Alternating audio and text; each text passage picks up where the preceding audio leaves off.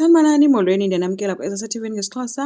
UNomalanga ke njengamntu ke ebeye erezi kuSibongile ke ufike wamxelela ukuba uyamcela ake ahambe aye kukwenzo ngoba ukwenzo ngoyena mntu angammamela njengangoku kuSibongile. Kodwa ke uSibongile uthe akaboni kanjalo yena ngoba akho nto emdibanisa nokwenzo and ke yena semhethishe kakhulu ukwenzo. UNomalanga uthe ucela axole adlulise enzele nje ukwenzo. Hayi ke uzama uye wayiqhwebula phezulu ke intsini ethi ke hamba forgive and forget. Sorry wesisi, uyambona uMy F lo uSibongile akanguMother Teresa. UNomalanga uthe ndiyayazi leyo into. UNomalanga ke uye wazivuma ke zakhe izono esithi uyavuma into yoba yena zininzi izinto azenzileyo nazitshiloyo kuSibongile ezimbi. So ke baye bangabantu ke bobayi-2 ke noSibongile ethi nayo uyazazi uba zikhona into azithethileyo kuNomalanga. Baye ngabantu ke bacela uxolo komnye nomnye ke. uSibongile yena uthi yena eyona nto wayeyela eThekwini yena wayozamela ifemeli yakhe. Eyomjolo into kwakungeyonto elapha engqondweni yakhe, kwakuyinto nje yokugqibela. UNomalanga uthe uyayazi loo nto qha naye ke wayengazithembi, uyaxolisa ngokumvisa ubuhlungu. Kulapho ke uSibongile aye waphakama khona wavula izandla for uNomalanga uba makeze bazorhagana. Uzama ke oko emthe ntsho ke ngamehlo ke abuza into yoba njani ntombi wena uhage your enemy, but ke baxolelene ke ngoba nomnye ucele uxolo komnye.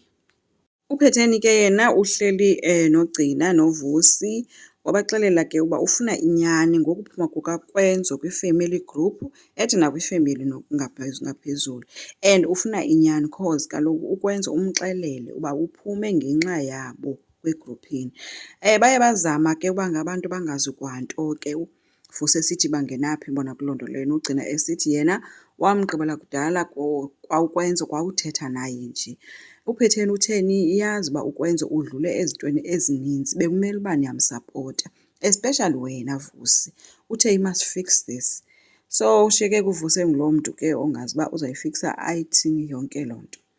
So uSibongile ke guys ufowunelwe nguSamke. uSamke ethi ke bemkroba ke uba kuhamba kanjani, oko wayemkile and bethe uzothatha inamba yakhe kusangweni amfowunele.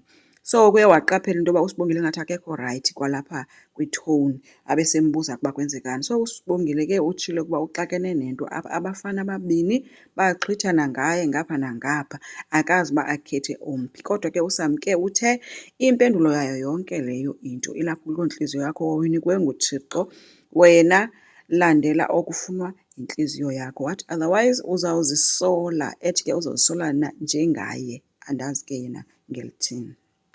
uSibongile ke uyile ke guys endlini kakwenzo apho afike emphathele khona isikhaftina ke esinokutya laa fish wayeqale ngayo kumpha ke esesefactory ukwenzo.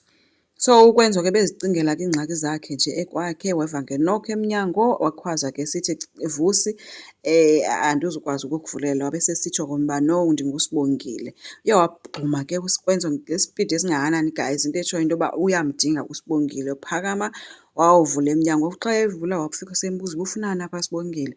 Uthe uSibongile hayi bo indlela owamkela ngayo ii-visitors zakho le. Hayi ke wathi ke wabe uyamngenisa ke indlela ebencume ngayo ke guys ukwenzo ebona uSibongile. So esasmile uSibongile usibuyisile. Baye bahlala ke kumnandi kutyiwa ke. Lafika ke ixesha lapho ke sesithi ke uSibongile ucela ukuhamba, ukwenzo ke yamcenga into yoba ufuna ukumthatha amhambise. uSibongile uthi no ndizawuzikhwelela iteksi, abe sesithi omnye hayi bekunjalo ke wena. So kumnandi bayadlala bayaqhulana kuyiloo nto. Kodwa ke baye baba ne-moment apho ke baye basondelana khona ngoba njengabantu ke bebedlalisana. Kathe ke besondelana kacaba bafuna nokhisana, kathe bengekakhisani kodwa sebesondelene ku-close, yatsho inoko emnyango.